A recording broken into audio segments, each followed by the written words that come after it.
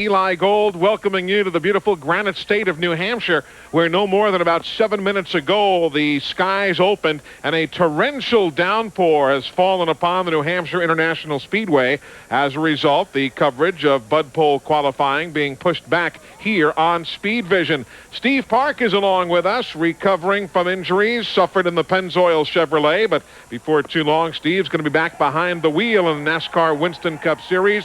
And I'll tell you something, we were all set to go, bright, sunshiny day, and then I guess up here in the Northeast, you don't like the weather? Hang on a few minutes, it's going to change. Yeah, and it changes quick, too, because the sun was out. It looks like the sun's starting to come back out now, but there was a black cloud that was hovering over the back of the booth, and as soon as it come over the front grandstands, it started raining pretty hard, Eli. This is a flat racetrack as opposed to the self-cleaning banks of a Daytona or Talladega, where the high banking would help that water wind its way towards the infield. So once this track gets wet without benefit of any significant rain or sun to help you, Steve, it takes a while to dry this place off. It does, and it's just like water running down a hill, and without the significant banking like you'd see at some of the super speedways, the water will just kind of puddle and sit in all the corners. But what they're doing right now is they got some trucks out there dragging some tires and trying to push some of this water off the speedway, but it will take a while before we can get out there and qualify. And you can see the volume of water that has fallen here at New Hampshire International Speedway as the fans were sent scattering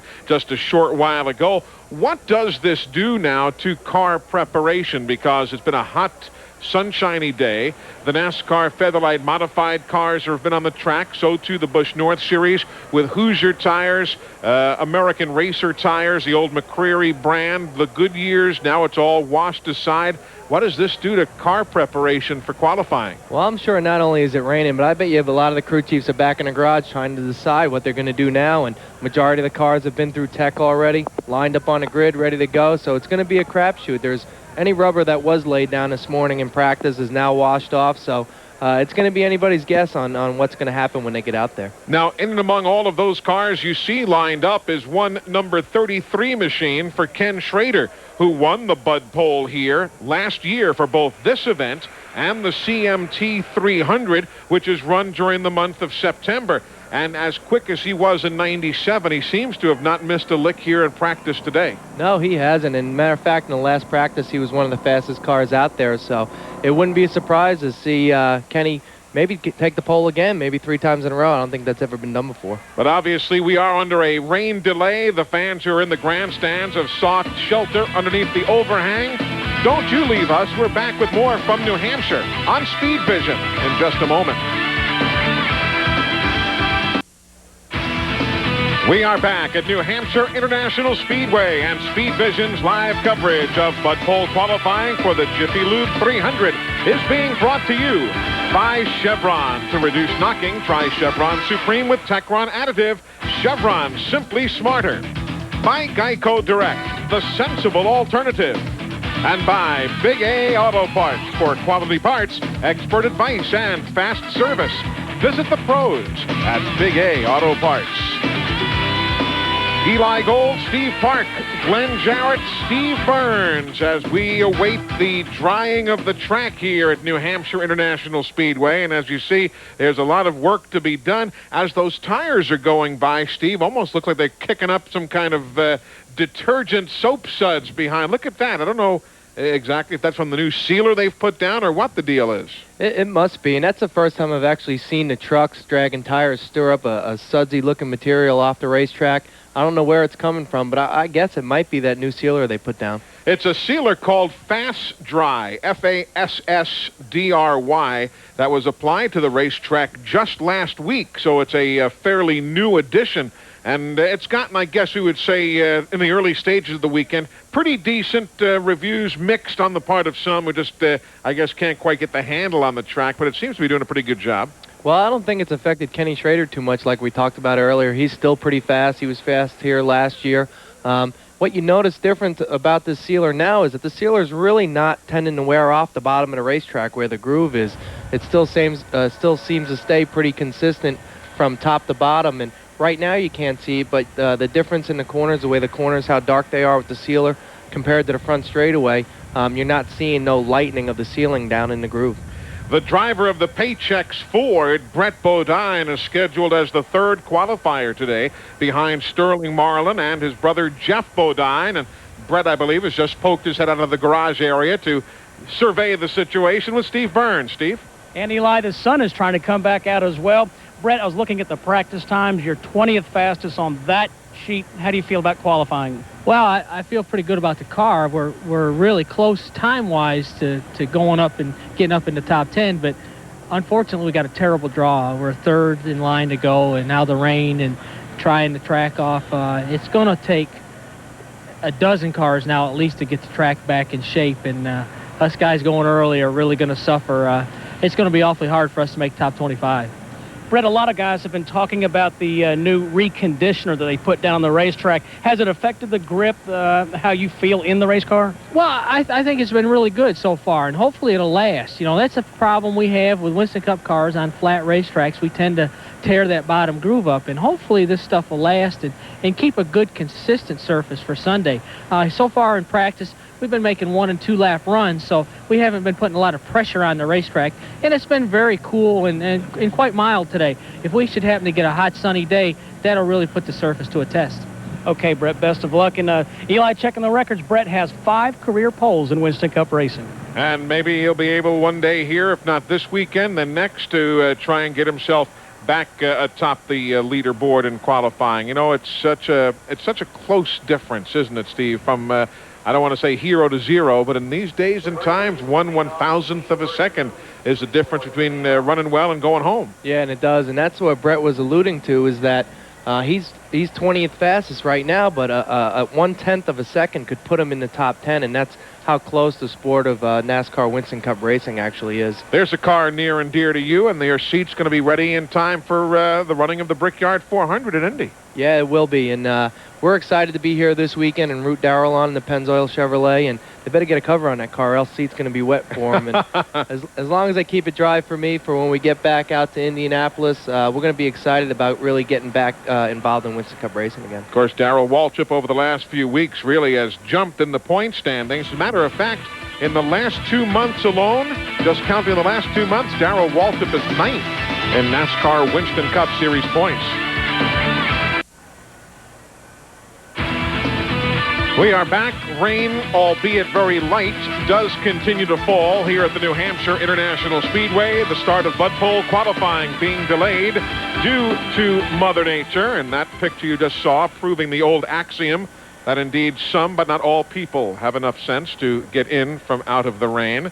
There is the jet dryer that is now going to be handling all of the track drying responsibilities. Interesting, we were talking about all the different tires here, Steve, with the Hoosiers for the NASCAR Featherlight Modified Tour, the McCreary or American Racer tire for the Busch North Series, the Goodyears, of course. They're telling us now that dragging those tires is even complicating things somewhat more. Yet another tire compound. I guess they got some old tires from down the road somewhere, and they're going to stop dragging tires and just use the jet dryer to try and blow this track dry.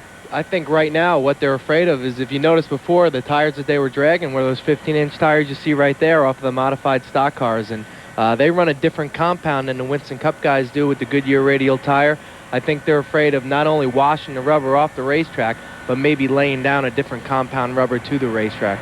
This is a unique racetrack, New Hampshire International Speedway is. It is 1 mile with virtually no banking. As you take a look at the map there, it is really 12 degrees, yes, but you guys really don't use that, do you? No, you don't. Actually, for us Winston Cup guys, this track is very, very flat. You run the bottom of the racetrack, it's probably 12 degrees up by the wall, right? But the bottom groove is pretty flat, so it's a great racetrack to race on, but it's considered more of a flat track than a bank track. And as that shell track map shows you, the straightaways are also lengthy, couple of drag strips, if you will, 1,500 feet long. I heard one of your cohorts down in the garage say it's kind of like a Martinsville Speedway on steroids. Yeah, it is, and if anyone wanted to compare it to drag racing, it would be like drag race and then have to make a U-turn and drag race again, and very similar to Martinsville, but just a little bit larger.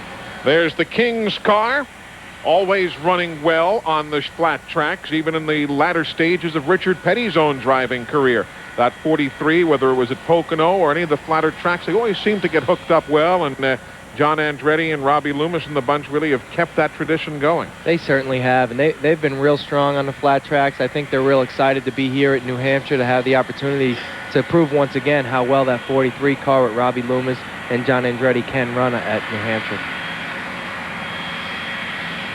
Just joining us, we were to have been enjoying Bud Pole qualifying here. Should have started about 15 minutes ago, but unfortunately rain hit about 5 minutes before 4 o'clock Eastern time and has obviously put a damper on the start of today's activities. As the rain continues to fall, one of the interesting stories this week has been the naming of a new driver for the Tabasco racing team, and albeit a one-race deal, Gary Bradbury of Chelsea, Alabama, has climbed from his normal car, which wasn't to have run here, Steve Burns, to help out the Tabasco folks for the weekend. That's exactly right, Eli. Gary was available. Now, Gary, tell us a little bit about the logistics of this deal. Is this just a one-race situation for the Tabasco team? Right, it is. It's just a one-race deal. Really worked out good for all of us. The Pilot Travel Center's 78 car that I normally drive, this was one of the races up here at New Hampshire we were going to skip anyway. And I talked with the people at the Tabasco cars, so, you know, it just worked out really good. They have probably going to make a driver announcement for the rest of the year here shortly, so just needed a guy to fill in for one race, and I was sitting home, so, hey, it was something to do for the weekend, and really a good group of guys. A lot of them I've worked with from back in earlier days, so it's just worked out good for all of us, really. And, Gary, what do you hope to accomplish this weekend? Have you guys set goals for what you want to get done? Well, you know, our goals would really like to have been in the top 25 and, you know, got a top 20 or so finish. But, hey, just do the best we can do and everything. We haven't run as good as we wanted to. We found some problems after the first practice. It got a lot better, but we're kind of running out of time now with the rain and all. We'll just have to see today. But I really feel like if we don't run what we want to this afternoon, we'll be in pretty good shape in the morning. Okay, best of luck. Thanks, Gary. Thanks. Appreciate it. Gary Bradbury, very nice, very talented young driver who is filling in now. One race deal, Todd Bodine released from that ride.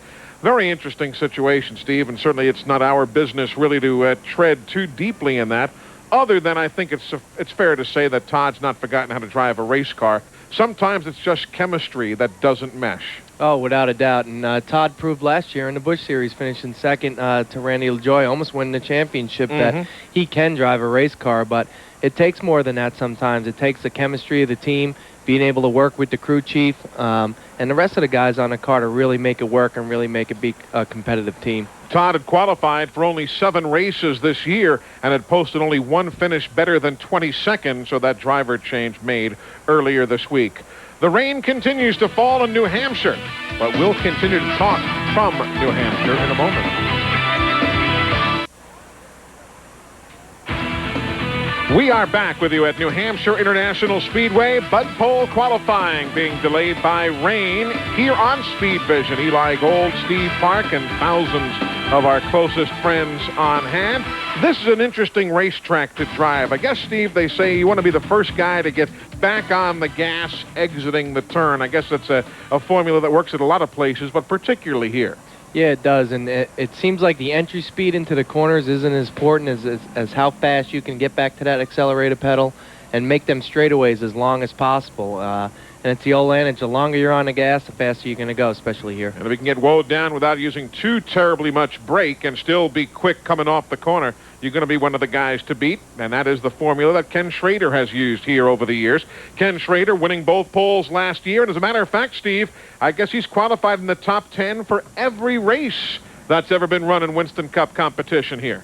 Yeah, go ahead, Steve Burns. Thank you very much, Steve. That's all true, Eli, and also the fastest car in practice here today. Ken, why do you guys get around this track so well? Andy Petrie and the whole Skoll team just got a good setup, you know, because it hasn't been one of my best tracks. But now we had a little trouble in the race last year, but qualifying, we've been good here. Ken, do you think with the experience you had last year that the car will be better once the race starts? Well, we definitely think so. You know, first off, we're going to run quite a bit different setup than we ran last year. This same car was brand new. We ran at Richmond. We run fourth with. I'm looking forward to this race very much so. Why do you seem to like this track so much, you personally? Personally, I wind up getting around here decent. It's not one of my favorites because I enjoy the bank tracks more than the flatter joints. But just something about it. I really like the Bear family, and they built a beautiful place up here, so it's just fun to come up here. All right, and Ken Schrader going for his 21st pole if we get qualifying in. We'll find out, hopefully, whether he has another Bud Pole in him. Wouldn't surprise anybody as the cruise overhead. Looks like the guy from that Gordon Fisherman commercial. It did, especially with all the rain falling on him there. It definitely did. Yeah, but it wasn't him, trust me. There you see the Ken Schrader crew waiting for this rain to stop. Looking in that puddle behind them, it looks as though the light rain might have stopped, but there's still a lot of track drying to be done. Let's talk about the Rookie of the Year battle, Steve. Obviously, it was one that you were very much a part of until the injuries earlier this year, but now it's Kenny Irwin comfortably over Kevin LePage, who is obviously at this point stepped aside. His situation remains, at least for the moment, on the shelf, working with the Roush folks, but not in a race car, and Jerry Nadeau. So it looks as though it's pretty much a gimme at this point of the season. Well, and it's a shame, too, because I know the four of us, we were really excited at the beginning of the year to get the opportunity to participate in the Rookie of the Year honors on NASCAR's 50th birthday year. And you know, Kenny Irwin, he was really looking forward to competing against myself and the rest of the rookies. And right now, with me being injured and dropped out, and Kevin LePage stepped aside for a little while now till he gets associated with the Roush Racing Group, right, that it looks like it's going to be a runaway, but that's not to take anything away from Kenny Irwin either. Kenny's a solid young rookie, as you see track drying continuing.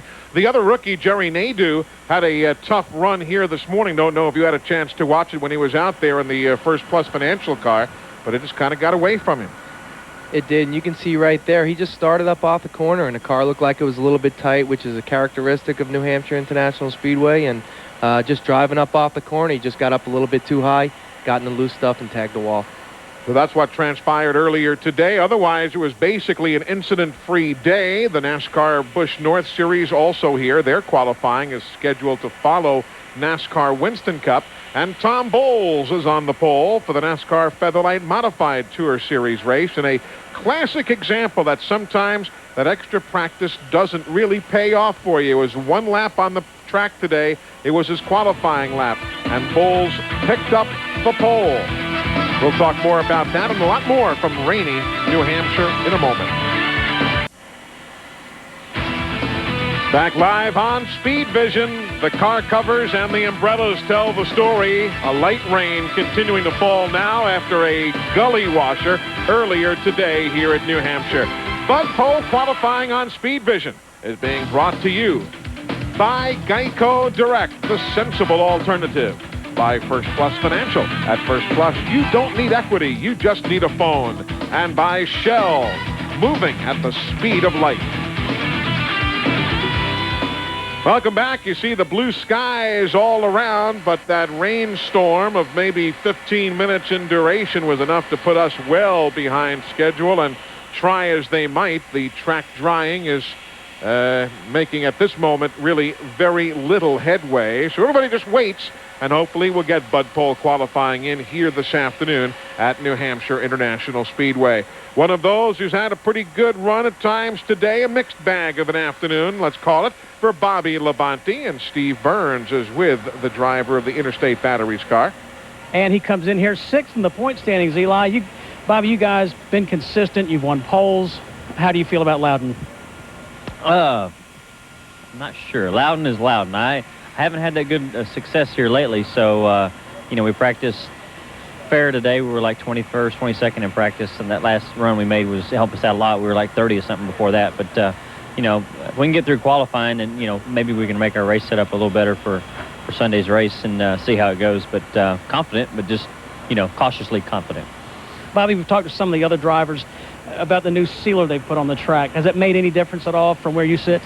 Not for me. I mean, I couldn't have told you they did it if they did it. I mean, if I couldn't just see it. But I mean, it's made a little tighter up off the corner, you know, I think, and it seems like the car is a little tighter for a little bit longer period of time, where before it seemed like whatever they had on it, it kind of went away as you're exiting, then it would do something different right at the exit. But, you know, I think I'm gonna like it. It just, you know, I haven't really, you know, haven't got really a lot of good laps at it.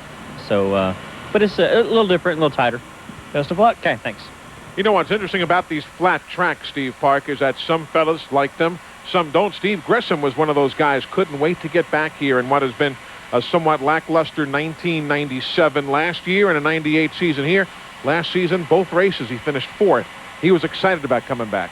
Yeah, without a doubt. And Steve runs good here, and he likes these flat tracks. There's other guys like Bobby Hamilton who loves a lot of these flat tracks and runs real well on them. And it'll be nice to see Steve Grissom get a good run here this weekend. Interestingly about Bobby Hamilton, as we see Jerry Nadeau's car heading out towards the grid, Hamilton says he hates the flat tracks.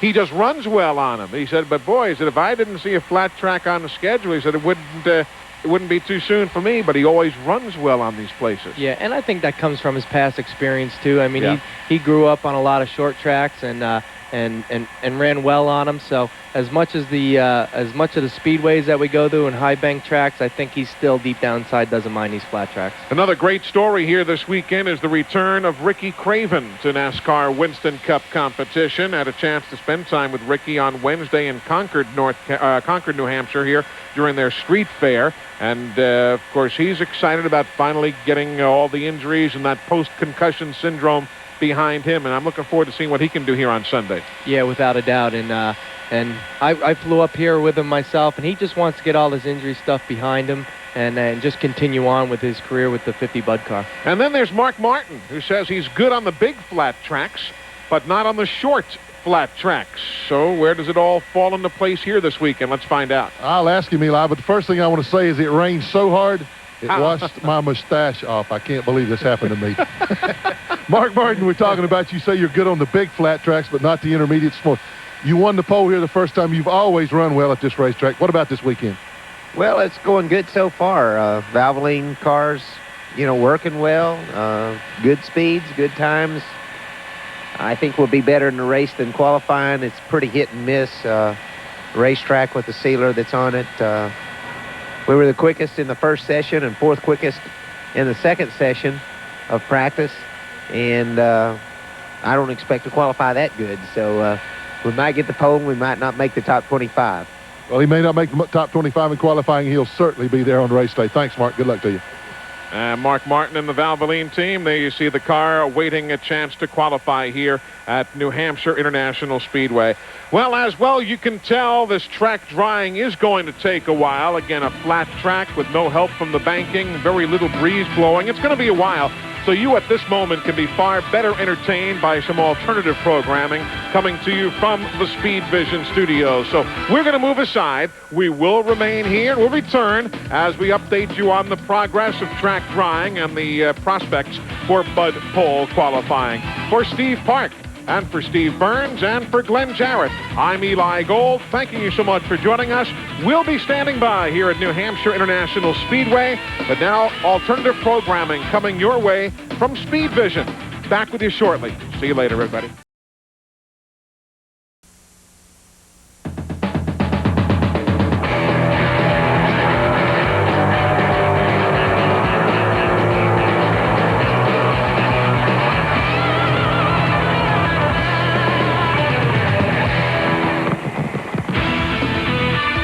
Helping celebrate the 50th anniversary of NASCAR, Speed Vision is live at New Hampshire International Speedway. Bud Pole qualifying for Sunday's Jiffy Lube 300. Mark Martin says, all right, let's fire him up. The track is dry. Let's go. Darrell Waltrip says, okay, let's go racing. Jeff Hammond agrees. And it looks, Steve Park, as though we are just a few moments away from the start of Bud Pole qualifying, delayed now about an hour and 3 minutes because of rain. The track definitely looks like it's starting to dry. Rumor has it Sterling Marlin is taking laps in the pace car to make sure that the groove is definitely dry before they send cars out. You can notice right on the bottom of the racetrack there that there is a little bit of water still deposited by the inside wall, but I think they're going to go on with qualifying anyway. If you're running there, you've got more problems than just water to worry about. Sterling Marlin, as Steve Park tells you, is in that Monte Carlo, taking a tour around the speedway to check its conditions. So once he gives the go or no-go, we should be set to resume. We've got Steve Burns and Glenn Jarrett down on the pit lane, and they'll be reporting from there and the garage area as our qualifying show continues. Checking out the shell track description. There again you see the New Hampshire International Speedway, 12 degrees in the corners, 1,500-foot-long straightaways. How much has this rain now changed what was a racetrack with rubber and grease on it a couple of hours ago when practice wrapped up? It's going to change it dramatically, and And what's going to really happen is all the rubber that they've deposited down on the track in the early morning practice is now washed off. But as you can see, all the cars are lined up on pit road, so they've been through tech and they're ready to go, so the crew chiefs can't make no changes to these cars. So I still think you'll see that the guys that were good in the morning are going to be good in qualifying. Now there is the main straightaway, your conventional-looking racetrack. But just a week ago, the officials here at New Hampshire International Speedway put down an asphalt sealer. There you see that black area that was painted in both turns 1 and 2 and turns 3 and 4, very much like you would use to seal the asphalt in your own driveway or so. What has that done from what you've heard today, Steve, talking to the drivers? What has that meant to the way the cars have been handling? A lot of the guys I've talked to have said that it's made it a little bit slick, but one of the good things is if you get up out of the groove, it's pretty consistent from the bottom to the top. And something different than the way the track was the last time they were here, they moved that sealer patch probably about another 100 feet away from the from the middle of the corner and have extended it onto both straightaways. And before, the transition from the sealer to the pavement that was on the straightaway was a real slick transition, so they decided to take that sealer, move it a little bit further down the straightaways so that the cars would be more consistent up off the corner. The track itself was repaved here prior to races a year ago. They used rock and asphalt made in the island nation of Trinidad. That was, of course, to help combat the problems they had here in the first few years when the track would be coming up during the races because of the heavy pressure these NASCAR Winston Cup cars would put on the track, and the wide tires would help that racetrack come apart. That problem's been rectified. Now it's time to finish drying the track. Jeff Burton and Ted Musgrave say, let's go. The best news of the day, the green flag is out, and Bud Pole qualifying for Sunday's Jiffy Lube 300 is underway. Sterling Marlin found himself obviously not getting the grip he wanted in turn 1 and 2 right there. It looked like he run pretty high down in 1 and 2, but this is just as well, that was taking a green flag, so this is going to count for him, so that's going to be a little disappointing for Sterling. And Sterling now comes off turn number 4. And that is the lap of qualifying, just one lap for all of these teams here at New Hampshire International Speedway. Last pole for Sterling was back in July of '95, and he won't win one here today. There you see the numbers, 118.080 miles an hour, and for the record, the second man out is not particularly quick in going. They're going to wait and see exactly what it was that Sterling encountered down there in turn 1. Was it the track not ready? Was it just a bad entrance for him? And nobody is jumping at the opportunity.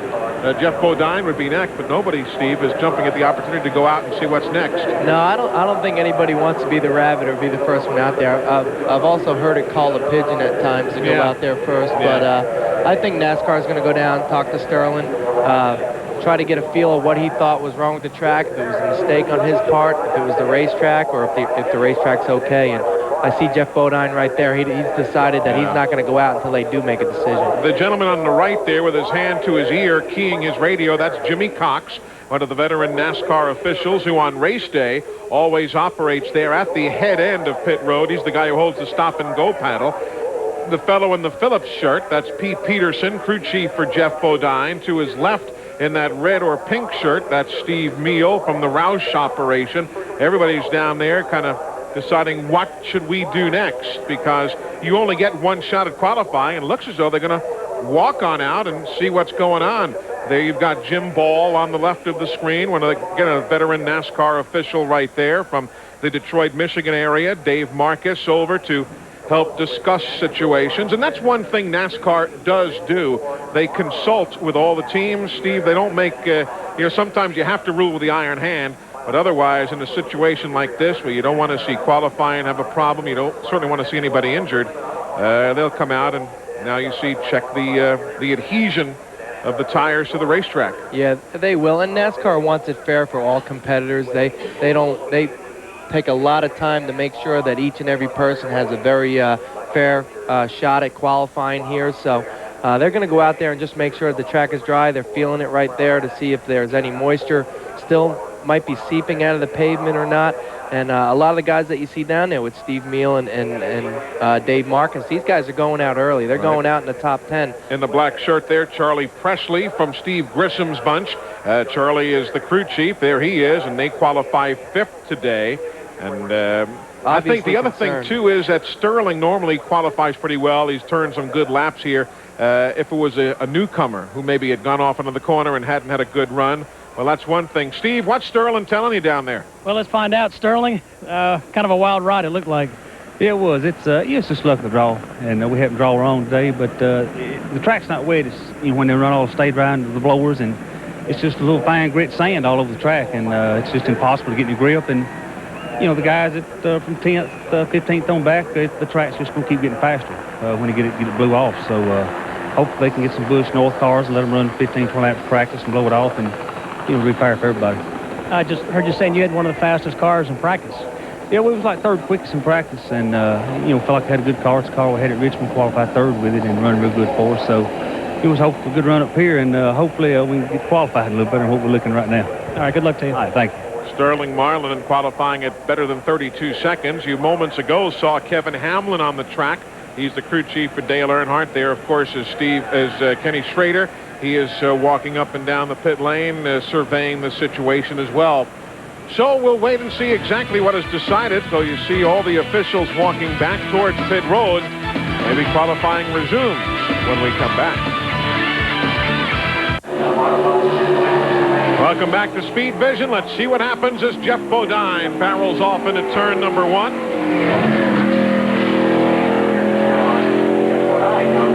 Maybe not as low to the inside of the racetrack as he would like either, Steve Park. No, he's wiggling around a little bit. With all this rain washing the rubber off, these guys are going to be fighting for traction.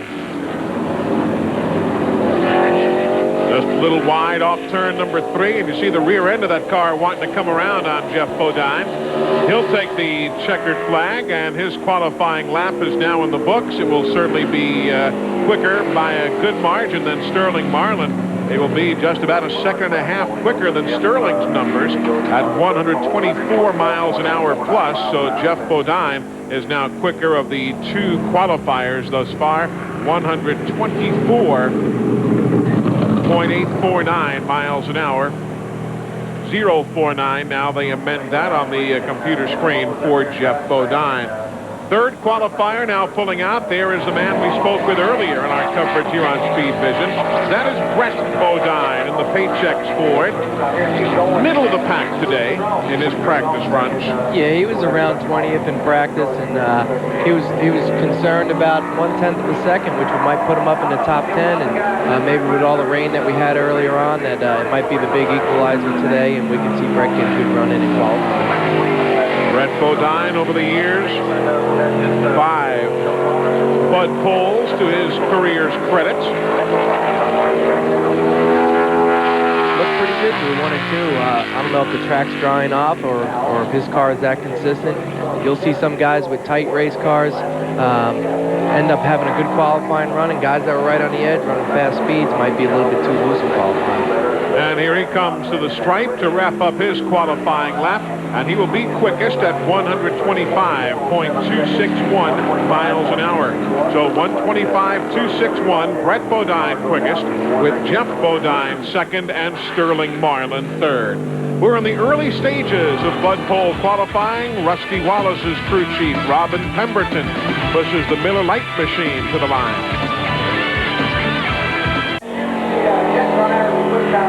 We are back here at New Hampshire International Speedway. Bud Pole qualifying for Sunday's Jiffy Lube 300. Steve Grissom, who finished both races in 4th place a year ago here at New Hampshire, makes it through the corners well. While you were away, Lake Speed, however, missed the entrance to turn 1. Never did hit the wall, but went all the way up to it and made a lap of only 102 miles an hour. Here's Steve Grissom wrapping up with the 3rd best speed of the afternoon. It's kind of strange, Steve Park, how some guys are able to get through the corner well and some aren't able to hook up in the aftermath of all the rain. Yeah, it is, and I think the position Lake was in is you spend all day practicing and finding that point of no return of where you can lift off the accelerator pedal and get off into the corner. And then when it rains, it changes the track surface so much that when you go out there, you don't know where you're able to lift off the gas or pick up the gas. And Lake got a little bit sideways, did a great job gathering it back up, and didn't really hit anything. That is the look for the Johnny Benson team this weekend. They were to have carried the Betty Crocker sponsorship at Daytona for the Pepsi 400, but what with that race being postponed because of the Florida wildfires, they have painted up this car to carry the Betty Crocker logo. And while we watch Johnny Benson, let's check in and see what Kyle Petty is philosophizing about. Well, Eli, we're sitting here in the NASCAR inspection in the scale area, and Kyle's had one eye on the racetrack and one ear to the NASCAR radio, and some of these guys aren't too comfortable out there. You were third quickest in practice, but all that's changed now. Everything's changed. You know, the 40 car Sterling was pretty fast in practice. The 7 car Jeff Bodine was pretty fast in practice. And now they've gone out on a green racetrack, and they're not really complaining about it being wet. They're just complaining about it being slick. And, you know, there's nothing worse than having to go early. I feel sorry for these guys that have to go out there right now, but hopefully we'll go out and get a decent lap. Well, Kyle goes out 24th. As I said, he was third quickest. He's hoping that the grit and debris on the racetrack will be blown away when he gets there. Johnny Benson's numbers, as you see, second best behind Brett Bodine. So as he'll head towards the garage area, Robert Presley will pull out onto the speedway in the Jasper Engines Ford, car number 77. Looks like he's got some of that Pennzoil yellow tape on the front of his car, Eli. Everybody's taped up to varying degrees. Some guys have that front end totally blocked off. There was a little bit more opening showing there on Robert's car. It looks like he must have some sort of permanent cover over the front of the car and then using some black tape up top. But he looked like he got through 1 and 2 pretty good. So either the track is getting blown off and getting some traction back in it, or Robert's just been running good all day long. Has never won a Bud Pole, and this is 95th weekend of NASCAR Winston Cup competition. He won't win one here this weekend, but his numbers are third best overall at 124.426 miles an hour. So there you see how Robert Presley checks in with his qualifying effort. Now Dale Earnhardt is set to pull out onto the speedway, driving the number 3 GM Goodwrench Chevrolet. Of course, an outstanding champion, not the most prolific qualifier. Some guys just don't get comfortable out there running by themselves. It seems like Dale's had a little bit of a struggle in qualifying, not only this year, but in years past. But when they drop that green flag, you can always count on that black number 3 Goodwrench car going to the front. So you'll see that the last race here last year, Dale, I think he finished in the top 5 and had a great run. Best run of the season, I think, coming out second. So you can look forward to that black number 3 definitely going to the front this weekend. 22 career poles. Look at him sawing on that steering wheel. Man, good view of that. That was a great view, and he had his hands full there, and that just shows the determination that Dale still has. He wants to win races, and he wants to win that 8th championship. And right now, he is second fastest on the outside of the front row. Brett Bodine still quickest at 125.261. There you see Dale Earnhardt now second fastest overall. 71 NASCAR Winston Cup wins for Earnhardt, but interestingly has never won here. He's never won at Watkins Glen, Texas, or California. Now Kenny Irwin on the speedway in the Texaco Haviland Ford, number 28. He has run here in the past, initially in a NASCAR Craftsman Truck Series machine. Kenny's done a great job this year in the 28 car. I can speak from experience. It's not easy going into a high-profile ride such as I have and he has this year, and it's easy to succumb to that pressure and fall prey to it. But he's done a good job. Had a great run in Atlanta in the early part of the year, and it's just learning the ropes of Winston Cup racing. I think he'll do a great job. Of course, winning the pole is awfully prestigious. Qualifies you for the Bud Shootout at Daytona in the following February. But it is important to note that the pole sitter has never won a race here at the New Hampshire International Speedway, as Kenny Irwin now qualifies third overall behind Brett Bodine and Dale Earnhardt. So Kenny at 124.687. Dale Earnhardt's just climbed from his car in the garage. Steve Burns. And Dale just climbed out of the race car. Dale, not too happy with that lap? Well, it wouldn't be bad if everybody's going to be under the same conditions, but as we go, we're making the track better for the guys behind us. So it's just unfortunate that it rained and messed the track up. It's unfortunate we have to the ones that suffer. The first numbers are going to suffer. There ain't nothing you do about it, I don't reckon. All right, you said Eli yet to win at this track and not real happy right now. Not real happy at all as Ricky Rudd has to woe it down there in the corner. Yeah, he looked like he slid up a little bit, and that's definitely not the fastest array around New Hampshire International Speedway. You want to be down on the bottom and down on that line. Ricky trying to get the engine gremlins out of his Tide Ford. They have rented a power plant from the Cale Yarborough team here this weekend.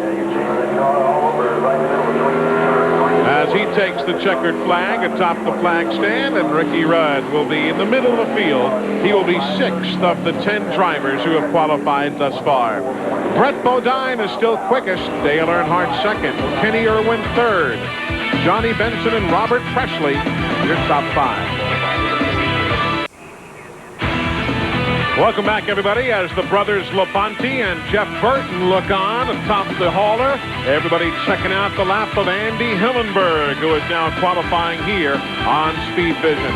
Today's Bud Pole qualifying coverage is being brought to you by First Plus Financial. At First Plus, you don't need equity, you just need a phone. By Motel 6.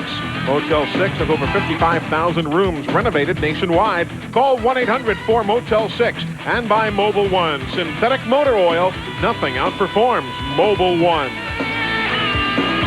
With Steve Park and Steve Burns, Glenn Jarrett, I'm Eli Gold. Welcome you back to New Hampshire International Speedway. Andy Hillenberg, as you see, 10th overall, ahead of Sterling Marlin and Lake Speed, who are 11th and 12th in Bud Pole qualifying. Michael Waltrip pulls out onto the Speedway at a track that has always been a good one for the Wood brothers. And Jeff Bodine is currently 7th overall in car number 7. He's in the garage watching all of this unfold. And Eli, if we look back a little, Jeff was the 2nd car to go out after Sterling Marlin had that really slow lap. And Jeff, you make a great point. We're standing here talking about some things that I hadn't thought of, and the jet burners that drive the track might have been the culprit. Well, they really are. And, you know, in the old days, when we just dragged tires around the track, behind the trucks to dry the track, we didn't have this problem after rain. The track was really in good shape. Actually, sometimes it was better. But with the jet dryer, and they only use jet dryers today, the jets burn kerosene. That kerosene is oil, has oil in it. The oil really covers this racetrack bad. The track really isn't cleaning up very much, even with more cars running. It will get better, but it won't be like it was before the rain. What we need to do is maybe this is an idea, use the jets to dry, get all the water off most of it, but then drag those old tires. That looks antiquated, it looks stupid, but it is the best way to dry the track, to keep the track in good condition so we can go out there and use it. Well, sounds like a good idea to me, guys. It does sound plausible right there. They didn't drag the tires, if you're just joining us along the way, because there was a concern about a lot of different tire compounds being put down on the racetrack. But Jeff does bring up an interesting thought. Yeah, it's a great point. The jet dryers, they do use a jet fuel, which is kerosene-based. And kerosene and water don't really mix that well. It makes it pretty slick out there, and it takes a few cars for it to kind of work it into the racetrack or work it off the racetrack. So it's the guys that go out early that suffer. Now, this gentleman right here sat on the outside pole for both races here a year ago. Schrader won the pole in both instances, and Bobby was alongside. He says, I don't like flat tracks. All he does is wonderful runs, one after another. Martinsville, Phoenix, Rockingham. He likes these tracks in performance, but not in his mind. I guess his foot can overcome his thoughts. He's qualified 6th right now. Down to the garage area. Kenny live with Kenny Irwin, who's currently in the top 5. Kenny, are you surprised at how well you guys qualified? I don't think that was really very well, but, I was more worried about just driving it back in. I got to watch the first 5 or 6 guys, and everybody's kind of just, getting offline, and our car actually stuck a lot better than what I thought. I felt like we kind of left something out there, but like Slugger says, we're driving it back in, so that's kind of what's important today. Good luck this weekend. Slugger being Richard Slugger Labby, the crew chief for that number 28 team. as Ernie Irvan has that victory here at Loudon that finally put the exclamation point on his comeback from the Michigan injuries. You hate to hear those squealing tires in the corner. Yeah, you do, and it just letting you know that they're not getting the grip that they want to get. And, they always said that a screaming tire is a happy tire, but I don't know about that here. Ernie's last pole was October of last year at the Talladega Superspeedway. And the checkered flag for him as the 15th qualifier here this afternoon. And that is quickest of the day. So those were squeals of happiness on those Goodyear tires out there in the corner. Yeah, they were. And I think Ernie's going to be happy with that lap as long as everybody else don't speed up. Ernie Irvan currently quickest of the lot. 15 drivers have qualified thus far. The Skittles bunch is quickest of the lot.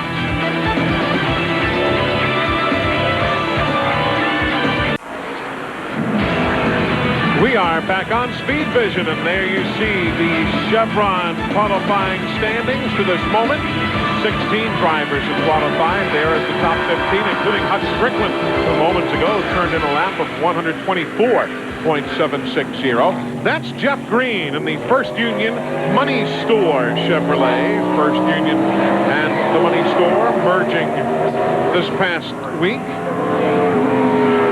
And Jeff Green is out to qualify for his 35th NASCAR Winston Cup start. Is in at 8th overall, 124.357. But now, Glenn, they're all chasing Ernie Irvan.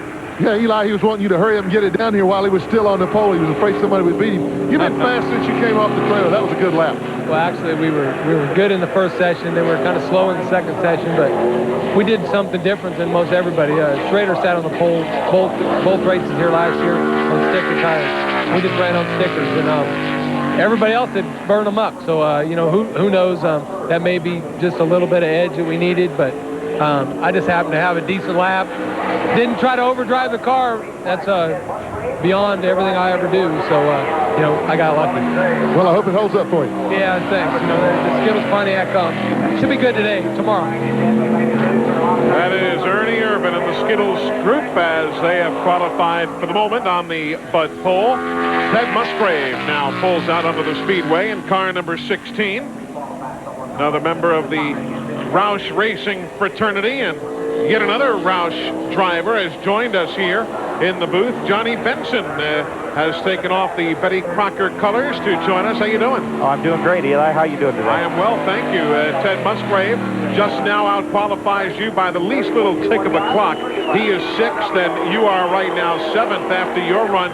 How was the racetrack from your perspective? I know it's been a strange kind of day, huh? It sure has. You know, we didn't run in practice as fast as we wanted, but in our practice run for qualifying, we thought we were going to be okay and hoping for a top 10 or 15. And you know, now with the rain, it made it pretty tough. We went out 6, and it was just really slippery. And now, of course, you guys see the sun is out now to further complicate matters again. I don't think that's complicating the guys that are going. I think it'll get better as they go. There's no doubt. We know that. And like you say, we'll just have to see what happens by the end of the deal. Mark Martin now, who says on some tracks he burns up the rear tires, particularly the Richmond kind of track. He says not here nor at Phoenix. He likes these bigger flat tracks. Well, this track's got a little bit different asphalt, especially in the corners, and I think it's going to be really easy on the tires. And, you know, they still get hot and they'll get slick, but they're not going to wear out like they, you know, like you do at a Richmond and Rockingham and things of this nature. So they got a pretty good surface here. As the Roush parade continues, Mark Martin will be 2nd quickest. He is 2nd fastest, and there you see his numbers. Hey, Steve, did you see what happened when the rain hit earlier today?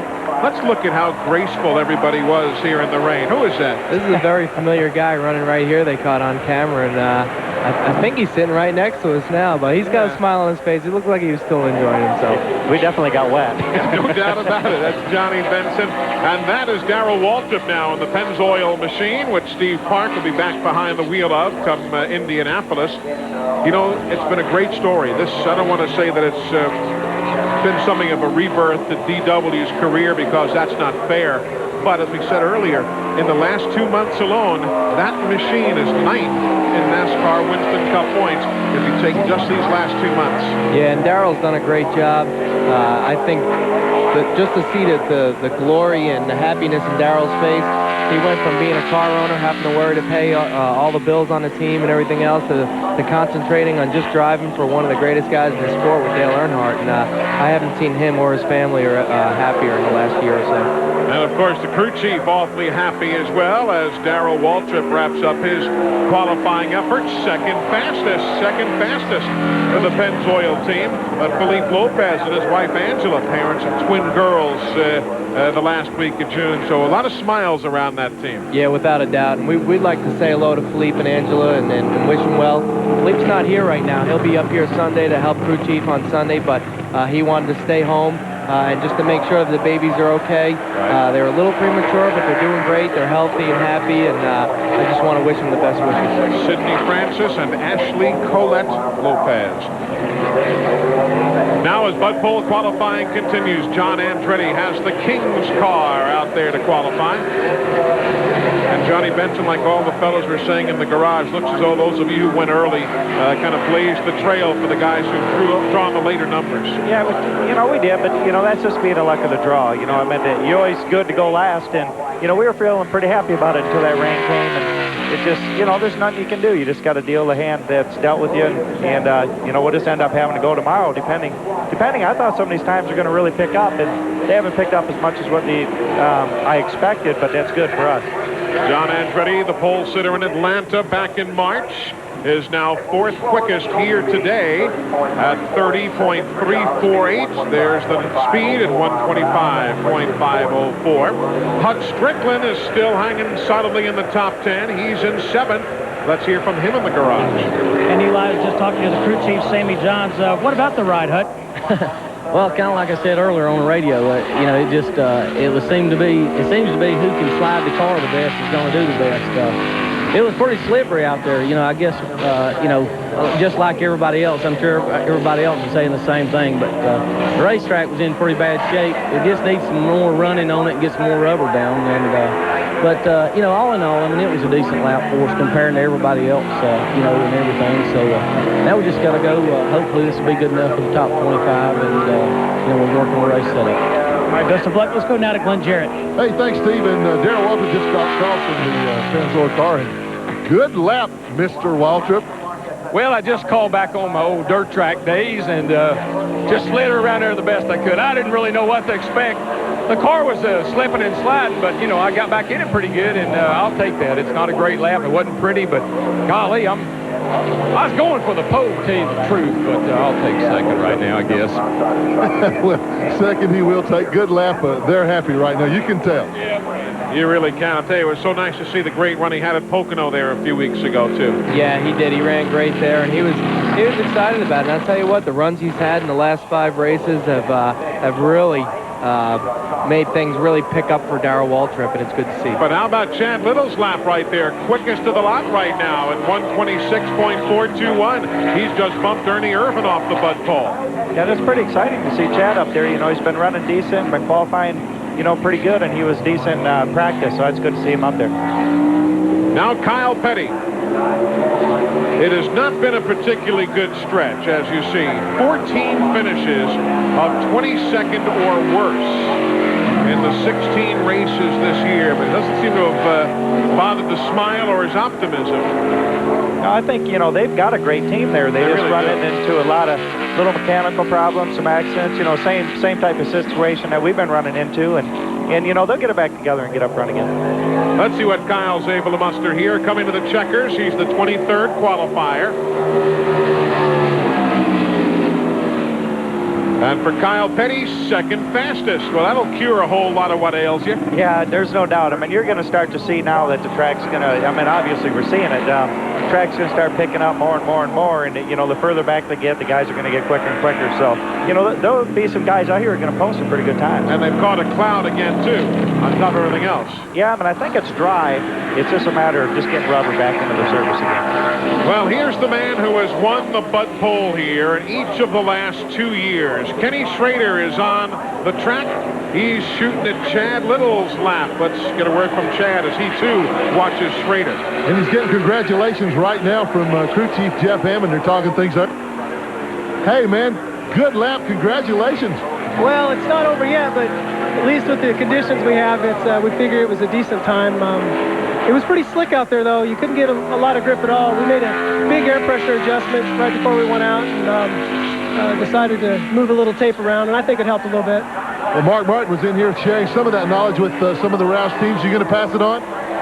If they come over here, you bet I will, because I lean on them all the time. I'm just real happy for John Deere and everybody involved, because this is a tough place to start from the back from.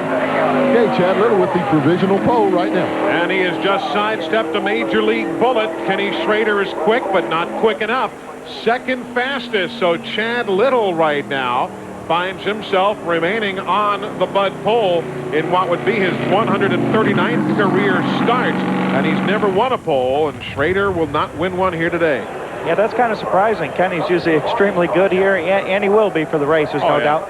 And, you know, he's just probably a little slipperier than he anticipated. How tough was it getting all your car changed over? Or you're supposed to have the Betty Crocker logo on it for Daytona, and then, of course, the decision was made to bring it here. How tough was it to get everything squared away? I'll tell you, it was real tough. They had, you know, they wanted us to do it at Daytona, and then, you know, they quick called and says, hey, we need to do this deal for New Hampshire, since Daytona was canceled. And, you know, the guys worked pretty hard to get that done, but they got her done.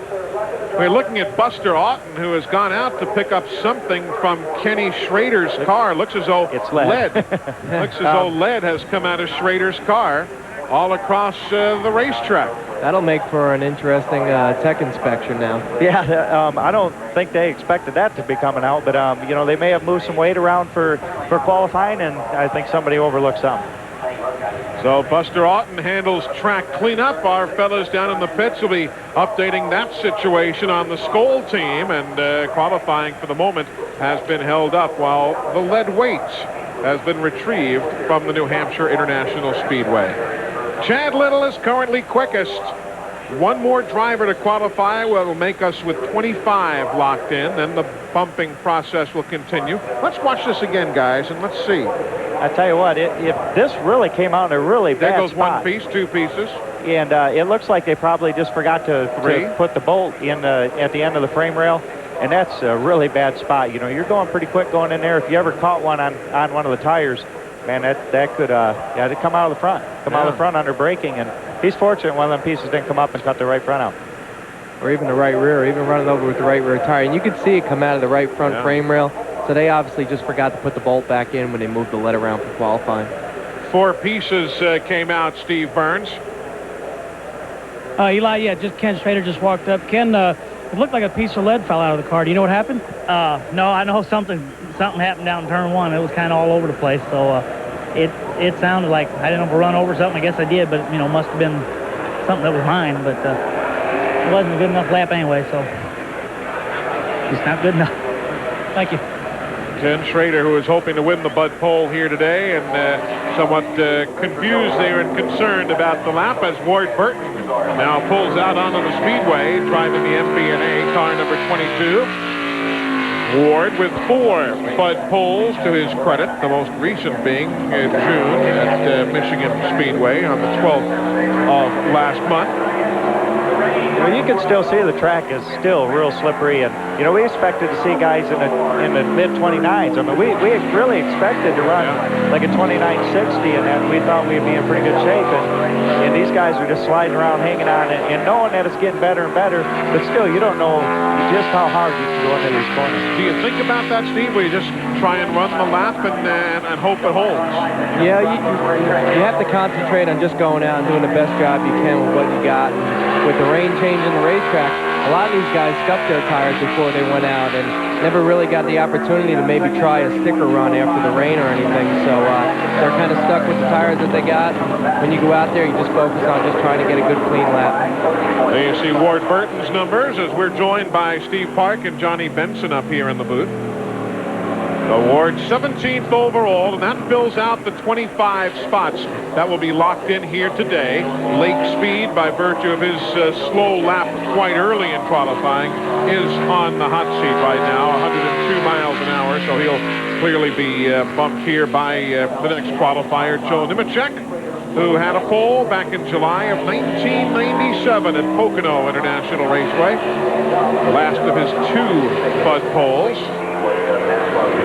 You know, like we were talking earlier, it's just so you don't know what to expect going into one, and you're sitting down there in the car ready for a line, and every time you watch one of those cars come in there, you can see they're sliding around, and you go, man, how far can I go in there? And, you know, they're basing most of their runs off the guys' times. They start seeing the guys run a little bit quicker, a little bit quicker, a little bit quicker, and, you know, then they start thinking, okay, I can go that little bit further.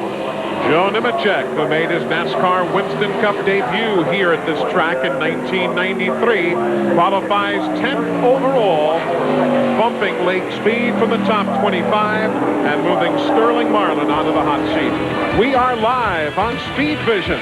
Coverage of Bud Pole qualifying from New Hampshire continues. We are back now under beautiful blue skies here in New Hampshire after a rain delay of better than 1 hour for Bud Pole qualifying. The Big A qualifying reset shows you that Chad Little is currently quickest of the lot. 27 qualifiers. I mean, Sterling Marlin and Lake Speed have now been bumped from the top 25. As veteran Dick Trickle of Wisconsin Rapids, Wisconsin, is on the Speedway. Trickle of the number 90, good effort for him. He is 6th overall. You know, Dick's been qualifying pretty good on a lot of these short tracks, and, you know, he's used to running tons of short tracks throughout his life, slipping and sliding, so I'm sure he'll be real happy with that. He was so upset last weekend in Milwaukee running the Die Hard 250 up there. Had engine problems all weekend. Everybody and his brother was wearing a Dick Trickle shirt, as you'd expect up in Milwaukee. He lasted about 6 laps and the engine went away, and he was still grumbling about it here this morning. Oh, I can imagine, you know, being at your home track and having problems like that. Knowing he almost won that the year before, got right there at the end, and I'm sure he thought he was going to have a pretty good run. Now a man who has, as you see, 5 top 5s in the last 6 races, Dale Jarrett. Next on the Speedway, car number 88.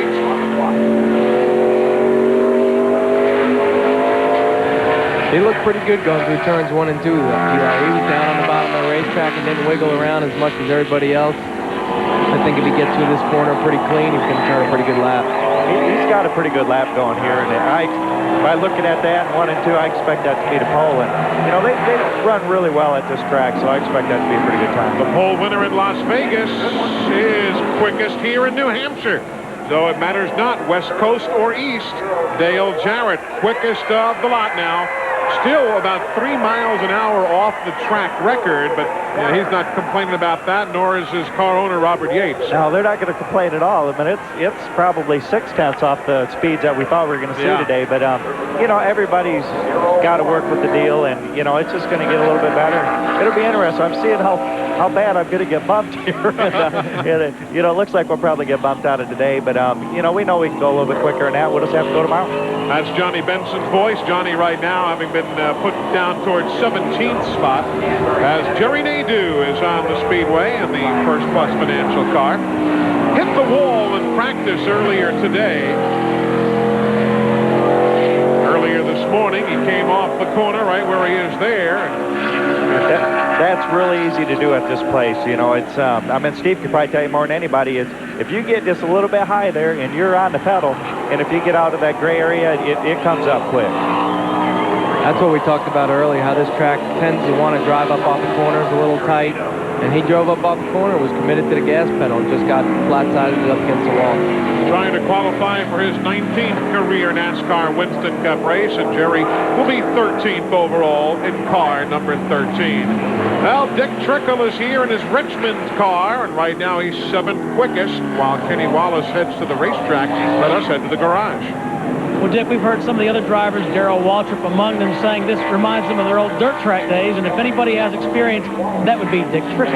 Right, you know, it's luck of the draw, you know, they had to clean the track off, and evidently when they used the blower, it got a little bit greasy out there. You know, the track is almost, 3/4 of a second slower than it was earlier, and of course the first guys had the most trouble. It's luck of the draw, but, you know, we made it around, brought it in the pits, got 1 place, you know, we're 6th, so we'll end up in top 15. You know, Heilig Meyer's team really does a good job with me. You know, we struggled a little bit in early practice. Here we are. We're sitting 6th now, and I think that'll stay in the top 15, so that'll be a good start for us. Good run. Thank you. Dick Trickle, indeed, will have a good qualifying position once this day wraps up. Michael Waltrip was bumped moments ago. Steve Grissom is now on the hot seat, and here comes Kenny Wallace. And the Square D, Boyd Taurus will qualify 10th here today. Good solid run for that team. They've been coming on here of late. They've had their ups and downs, but they kind of knuckled down, I think, earlier in the year, Steve, and said, let's get our act together. Yeah, they did, and Kenny wants to win races, and they've made some personnel changes over there and try to get the right people in the right places, try to make that team more competitive. So it's good to see Kenny get a good qualifying run. Now to one quick Jarrett with another Jarrett. Yeah, this one talking now is definitely not the quick one, Dale. Good lap out there. Everybody's been saying it's almost like driving dirt, but you never did that. Not much of it anyway. It wasn't very good the few times I did, but it's a really exciting lap, probably more than anywhere else that we go. It's a lot like Martinsville, trying to get qualified there, but there we have 2 laps to get it going, so you can take it easy on the first one, but just awful slick, and I know the guys going out early were at a big disadvantage, and we got lucky and got a later draw, but it was still pretty exciting for me. You think it'll hold up? Now, there's some pretty heavy hitters yet to go. Guys that are good qualifiers, I think. You know, Gordon's back there, Rusty's back there, Jeremy. There's some guys that can beat us, but it's a good lap for us. I'm just glad to get a good start spot. Well, that should get him in the top 10 with these. If it holds up, it would be his 7th Bud pole in his career. Bobby Labonte is now 7th by virtue of that lap just completed. He will bump Jeff Bodine from the top 25 and move Ricky Rudd onto the hot seat. So Bud pole qualifying rolls on right now. Our buddy up here, Johnny Benson, now in 20th position. Yeah, I'm looking at the lineup, but there's 5 guys that's going to beat us here. And, you know, and probably starting out right off with Rusty. And, you know, you got, like Dale said, you had, you know, Jeff and Jeremy and Terry and a bunch of other guys to go yet. So I'm sure we're going to get moved out of here, and we're just going to have to go tomorrow. Rusty Wallace now. He has finished no worse, or he had finished no worse than 7th in the first 5 races here in New Hampshire. Last October, though, he finished 21st, but here's a guy who clearly knows and likes his racetrack with a win and 5 top 10 finishes at this location. He's as low to that yellow line as anybody. He was right down there, I think 1 and 2. We see him wiggle a little bit, but I think he'll be all right with us. It looked like he picked it up through 3 and 4, so it'll be interesting to see where he ends up. He's 7th. So Rusty Wallace is in the field solidly in 7th place. That will bump Ricky Rudd from the top 25 and put Ward Burton onto the hot seat now. And now Jeff Gordon, the only repeat winner here at the New Hampshire International Speedway. And, you know, we talked before about qualifying is nice and prestigious. You got the Bud Shootout, but here's a guy who's won from 21st and from 13th starting spot. So qualifying is not the end-all and be-all. No, but it doesn't hurt to have a pretty good car for qualifying, knowing that you're going to start up front, you work on your race setup. You know, and I fully expected Jeff to be on the pole here with this lap, because he only ran, I was looking at the warm-ups, he only ran 4 laps, and he was second quick on the deal. So they've got quite an awesome deal going, and you know, like today, looks good through 1 and 2, and I'm pretty sure he'll run good through 3 and 4. I don't think he wants to see himself on a pole like we talked about earlier. Nobody's won a race from the pole here before, so I don't think he'll be too disappointed with 2nd or 3rd. But like Johnny said, looks like he's getting through these corners pretty good, and I wouldn't be surprised if he ends up on the top of the qualifying board. Let's see what the numbers say. He is on the pole. Jeff Gordon by a pretty good margin. shot. Pretty good margin there. Jarrett was at 30.001. This will be 0.3 of a second quicker. 29.786. 127.872. Jeff Gordon has blistered this day. Again, still shy of the track record, but he's not worrying about that. It seems like anything that this team works on, they've always complained about their qualifying effort in years past and decided it was going to be important to qualify well for a lot of these races, and I'll tell you what, this year they've really turned it up. Now Jeremy Mayfield, the winner at Pocono, as you see, 2nd in points. But for the record here, the wins at this racetrack have come for Gordon from 21st and 13th starting spot. Rusty Wallace won starting in 33rd. Jeff Burton won starting in 15th. Only Ricky Rudd with his win when he started from 3rd at a respectable starting spot. So I think that, you know, this track is real important to have a good race setup, and I think that time that Jeff did win that, was the time I remember, if I remember right, he qualified and hit the wall off turn 2. And you know, he probably would have qualified pretty good. And, you know, I'm sure Jeremy here is probably going to post a pretty good time. We'll have to see what he runs. And, you know, they have been running extremely strong. Not today, though. He's going to be 21st overall. Not the lap he was looking for Jeremy Mayfield. Bobby Hamilton is bumped with that run, with Jeff Green now on the hot seat. So Jeremy Mayfield, number 2 in NASCAR Winston Cup points, will have a long way to go here on Sunday. And hey, guys, it's starting to rain. Here comes some tarpaulins out again. People are running, not Jimmy Cox necessarily.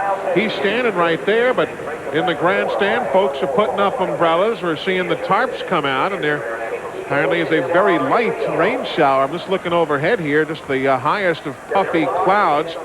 And Glenn Jarrett, although you see the occasional raindrop, I don't think it's raining on Jeff Gordon's parade too badly. Nothing raining on him right now. And what an incredible streak of pole position qualifying you've got going, man. That was a great lap. You didn't just beat him, you killed him. Well, the track's getting better and better, and luckily today we drew a later number, and car's been great all day long, but we still got 9 or 10 more cars to go, and if the track continues to get faster, there's no telling what's going to happen. But I'm just glad to have a good, clean, solid lap, because the last couple of times we've been here to New Hampshire, we've had fast race cars in practice, went out there, and I just would blow it in qualifying, go in too deep and slide the car. And this time it was sliding, but it was hooked up while it was sliding. Well, he certainly didn't blow it today. Only thing he blew was the competition away. Indeed, by 0.3 of a second. Jeff Gordon currently fastest, as just the lightest of rain showers now passes by New Hampshire International Speedway. There's the Chevron qualifying standings, with 9 teams yet to run. A light rain shower falling again here in New Hampshire, but Speed Vision is staying right with you. Bud Pole qualifying for the Jiffy Lube 300, being brought to you this afternoon by Purolator. Pure oil now, pure oil later, Purolator. By The Money Store, where America goes for money. And by Motel 6, with 55,000 rooms renovated nationwide. Call 1-800-4-MOTEL-6 for reservations. Eli Gold, Steve Park, Johnny Benson, Glenn Jarrett, Steve Burns, and Jeremy Mayfield. And Eli, Jeremy Mayfield's actually a little disappointed. 21st right now. What happened on the run? I mean, it's the same for everybody. It's a little bit slick, and then it started raining there on us. But, you know, everybody's got to go through it. We'll just have to see what happens. We know we got a good race car, and, you know, we was pretty good in the last practice. Felt really good about it. But, you know, everybody's going through the same deal here. We'll just have to see what happens on Sunday now. Jeremy, do you feel pretty comfortable with the race setup as opposed to qualifying? I feel real good. I mean, this is one of our best tracks, and the Mobile 1-4 has been you know, awesome all year long. So should be good here Sunday. But, you know, we wanted to start a little further up than what we're going to. But, you know, we'll do our best, and I'm sure we'll get back up there sooner or later.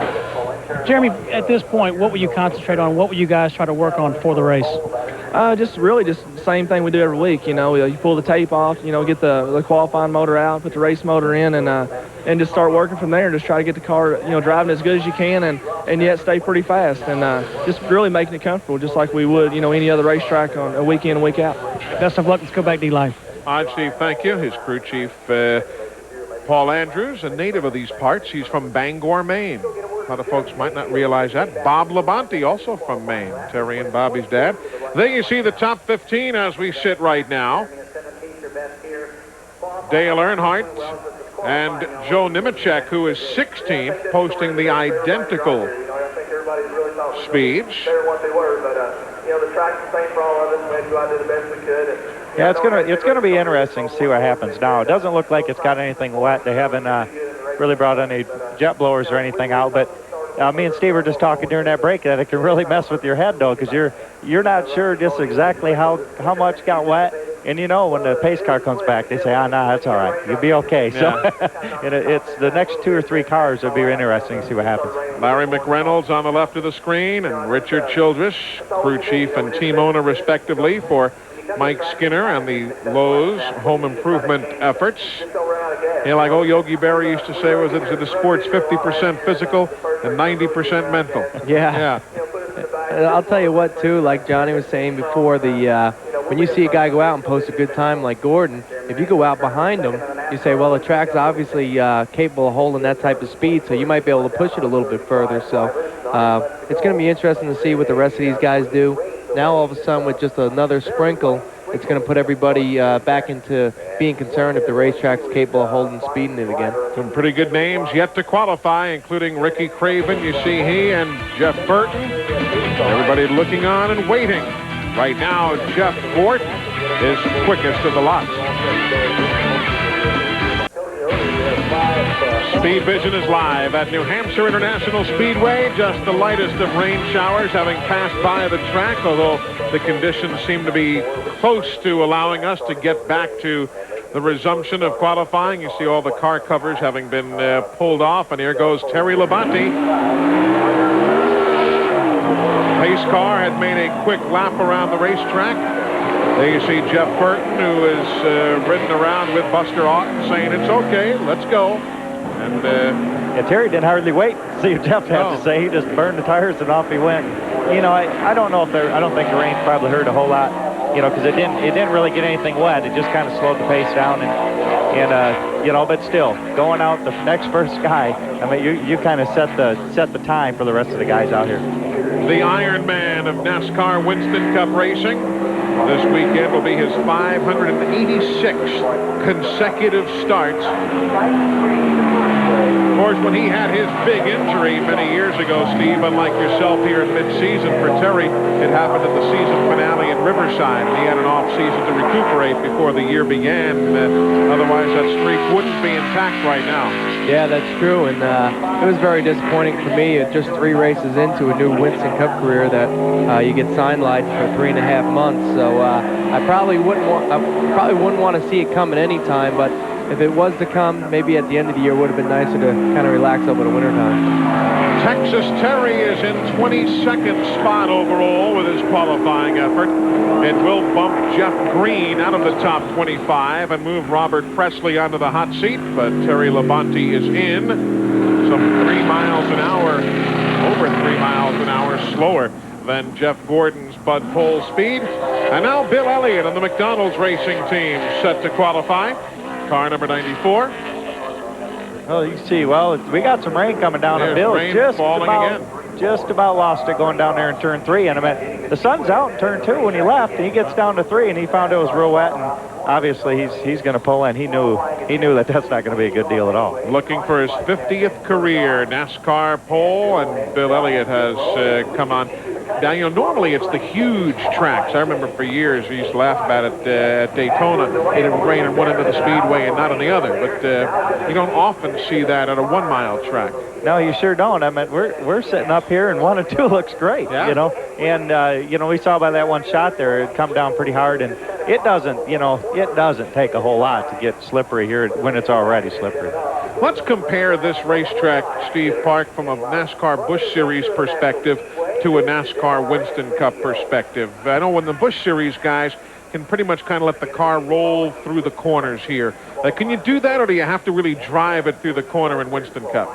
Well, it seems like in the Busch Series, it's more of a momentum deal. You don't have the horsepower these Winston Cup cars have, so you have to keep the momentum build up through the corners. And with the corners being as slick as they are, it's tough to get up off of them here. And then you add 200 horsepower like they have additional in the Winston Cup cars, makes it even tougher. Of course, a lot of folks, if you're watching Speed Vision today in the area of New Hampshire, remember tomorrow there's a big doubleheader here, and tickets do remain for the NASCAR Busch North Series and the Featherlight Modified Tour, and we'll talk more about that in just a bit. But right now, Rusty Wallace is in the garage area. He is 8th overall, and Glenn Jarrett's with him. Yeah, Eli, he was 7th on the sheet from the last practice session, so right now he's pretty much about where he was. But I remember the very first time we came up here, and a guy that drove the number 2 car had the fastest car and went out in qualifying, had a terrible lap, started way back in the rear, but came back and won that race. So it can be done. Oh, yeah, it can be done. We had a great car that day, and to win that inaugural race was a lot of fun, I'll tell you that.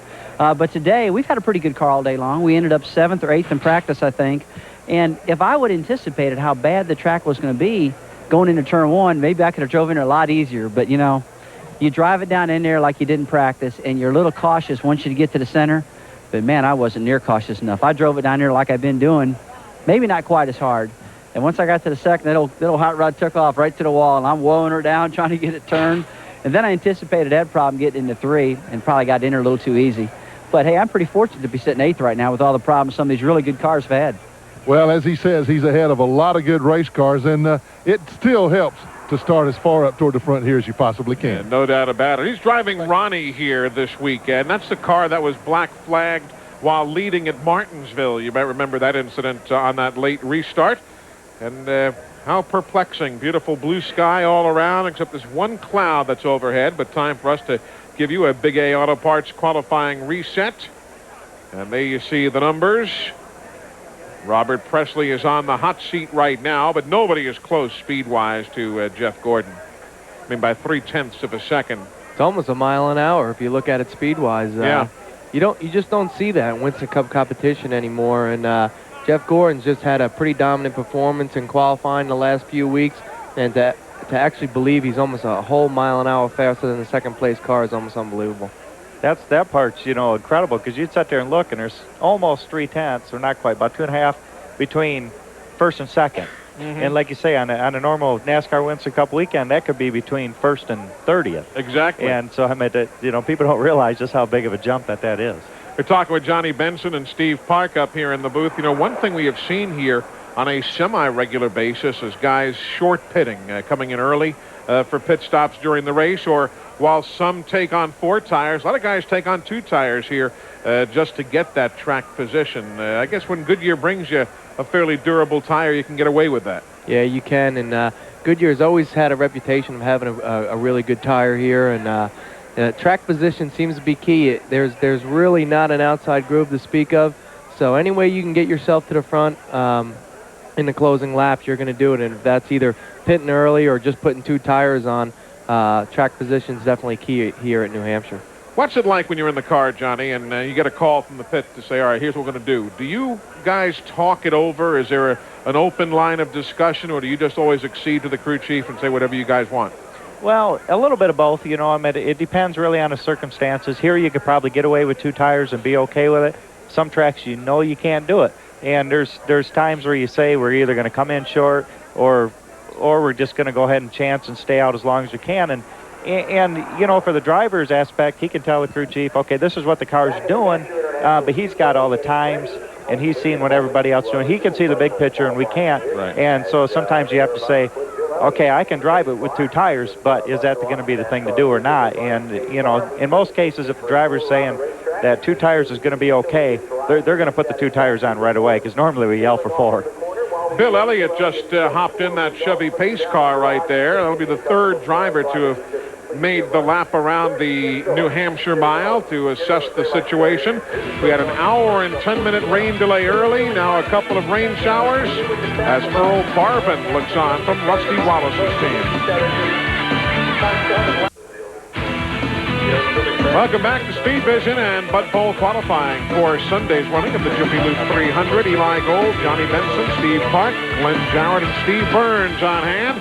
There you see the top 15, and there was the man who was about to qualify, Bill Elliott, riding in the passenger seat there.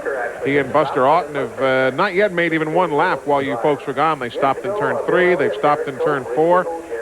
Bill checking the condition of the racetrack with this little shower that's just come by, but enough to force him to abort his qualifying run. 36 teams have taken time thus far, including the gentleman who sits to my left, Johnny Benson, right now in 24th spot. Glenn Jarrett.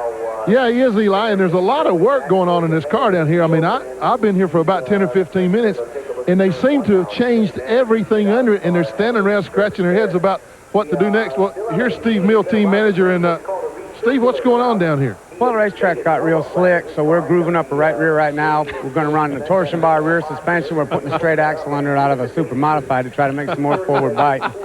A job like this is awful big. It's a huge undertaking, but we'd like to have Johnny's input on it, but unfortunately we can't find Johnny, so we've sent some people out here to a local dairy. We're trying to get his picture printed on the back of a milk carton to see if maybe somebody knows where Johnny's at. He's leading some kind of alter life or something, and we're just concerned that we don't have his input in these huge changes we're making. So if anybody sees him, it's 1-800 where's Johnny. We're looking for him. We'd love to have his input. Like I said, we're just doing the best we can, but we're not race car drivers. No, and I tell you guys, I'm serious. There are major changes going on in this race car. He's not telling any fibs up there. And Johnny? Man, that hamburger helper's not going to be enough. I'll tell you what, they're making a lot of changes. I'm not sure what they're... Man, I'm going to have to go, guys. But, you know, they're just probably trying to get ready for happy hour and things are for practice tomorrow. And I think that Steve's looking at the screen saying, man, if just 2 more guys don't beat us, we're in good shape. So, you know, we're going to have to requalify. And Steve, man, he's great to work with. He's a lot of fun. So, and I'm sure he wouldn't be saying all that if we were down there.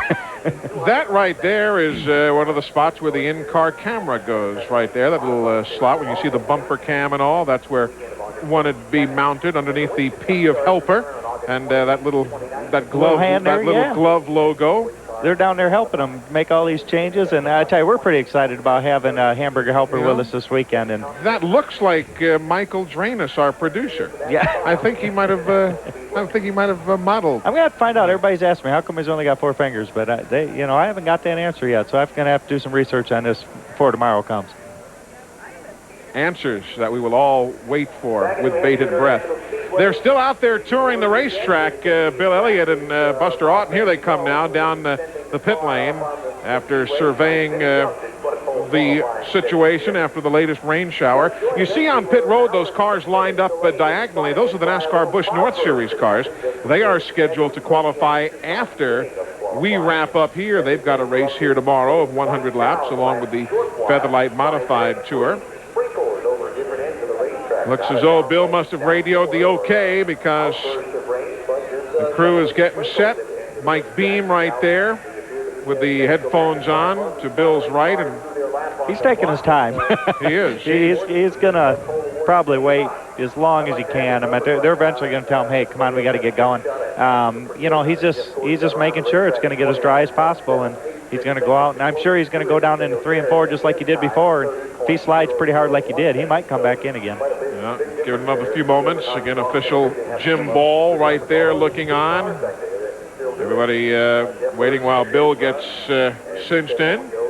Hopefully he's still got a little heat left in his tires from that last run. And there's something on pit road down there that you haven't seen that often. That's a cool-down machine. So I guess they've allowed him to bring the cool-down machine down there, get that McDonald's car cooled off again so he can make another run. And Derek Cope now will pull out onto the speedway in the interim, driving the Gumout Pontiac, car number 30.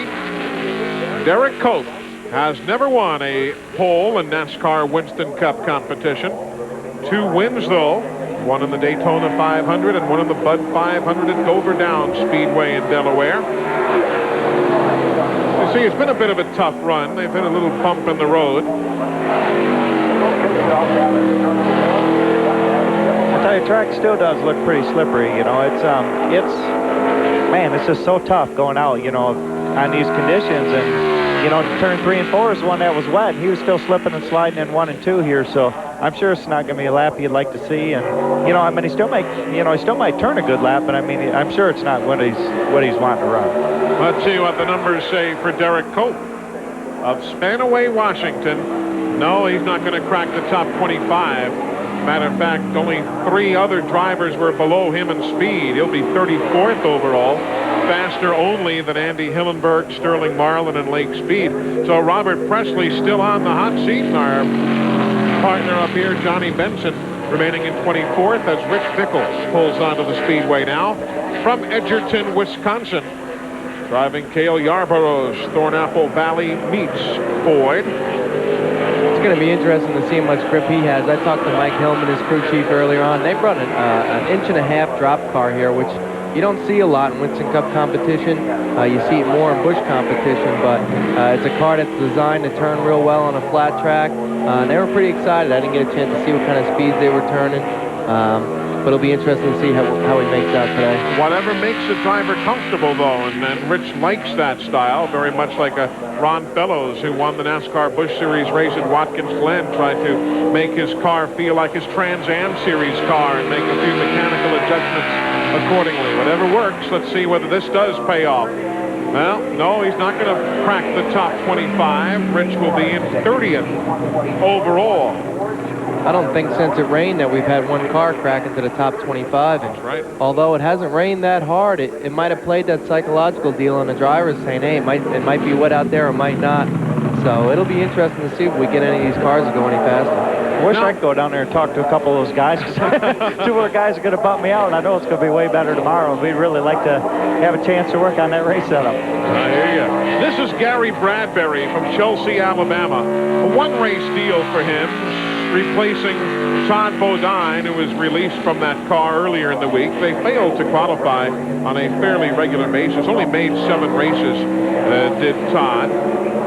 Gary Bradbury now behind the wheel. We heard from him earlier in our telecast. His pilot team was not going to run here anyway. So this is a good opportunity for him to come in for one race. And the word is that they're going to name a full-time driver in the next little bit. And he did more skating there than the Boston Bruins off the corner.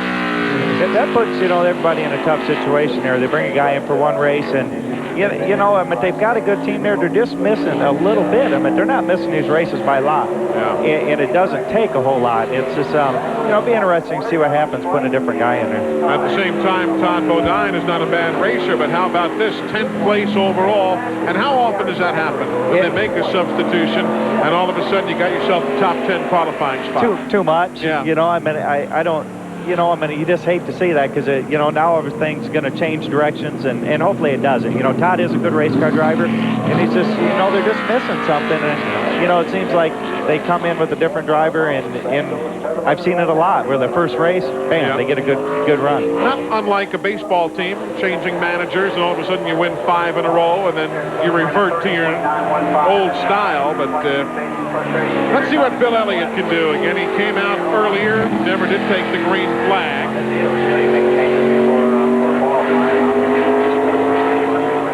Bill, who won the pole at Richmond in September of last year, looks far more confident this time around.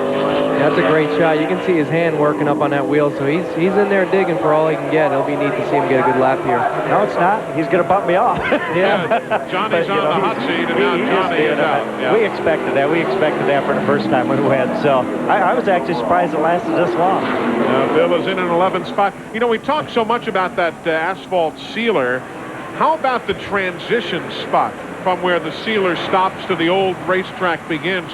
Are we overlooking that as a problem spot, or at least an area of concern? Well, I think, anytime they put sealer on a track, it does make a different problem occur, and it is slippery during different spots, especially when the track gets wet.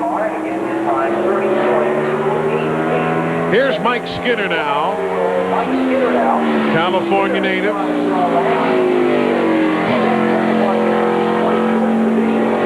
Looked pretty good through 1 and 2 there. Again, everybody having a tough time getting a good set off the corner. I think it's just a matter of these guys just trying real hard. They know they need to get a good lap in to get in the top 25 today, so they're pushing it for all it's got, and the track probably doesn't have the grip they were used to this morning, but they know they need to get a good qualifying run in. The man who won in Suzuka, Japan last year qualifies 11th and bumps Ted Musgrave from the top 25. Great effort there for Mike Skinner. And they had run well throughout the course of the morning. Yeah, they sure have, and it's just, man, it's just tough circumstances for everybody to have to deal with this. And, but everybody will get through it, and they'll have second round tomorrow and give everybody actually the shot that they would have gotten today if it hadn't rained. And, we're just going to have to wait and see what the race, is going to provide for everybody. Oh, Richard Childress there, the team owner, tells Mike Skinner, you did well, young man, as Rick Mast is out in the Remington number 75 from Rockbridge, Baths, Virginia. Rick Mast has been has had some really good qualifying runs this year. He sat on the pole out at Rockingham and has qualified pretty well all year long, and I think he'll be pretty good on this slick racetrack. Yeah, he's looking good through 3 and 4, and it'll get him in the top 25. But I said that earlier with the guy he didn't, but I feel that it looked like a decent lap. Former winner here in the NASCAR Busch Series, he'll qualify 17th. So Rick Mast is in 17th, bumping Terry Labonte from the top 25 and moving Jeremy Mayfield onto the hot seat. Yeah, Rick Mast won here back in 1990, the last of his 9 NASCAR Busch Series wins. And now as qualifying rolls on, There go the Exide colors. Jeff Burton is next.